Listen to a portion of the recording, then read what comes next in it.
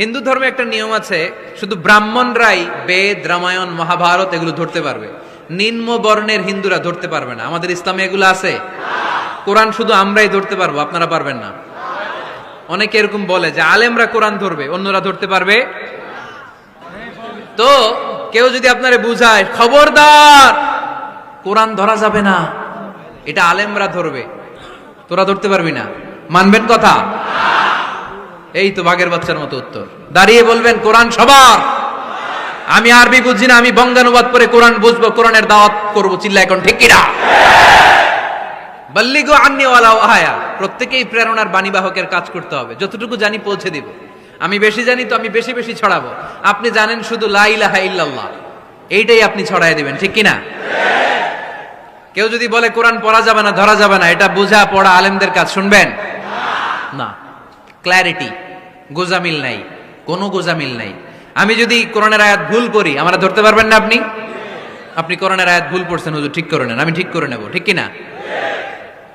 কোনো গোজামিল নাই। আল বুদুহ, জল জলে সূর্যের মতো আল্লাহ ইসলামকে রেখে দিয়েছে, আলহামদুলিল্লাহ পড়েন। এই ইসলামের বিজয়কে কেউ ঠেকায় রাখতে পারবে? ইসলামের বিজয়ের অংশীদার আমরা হতে চাই, এই ইসলামকে আমরা মানতে চাই। কতক্ষণ? বুঝলা গেছি। ইসলাম মানবো কতক্ষণ? ইসলাম মানবো কোনখানে?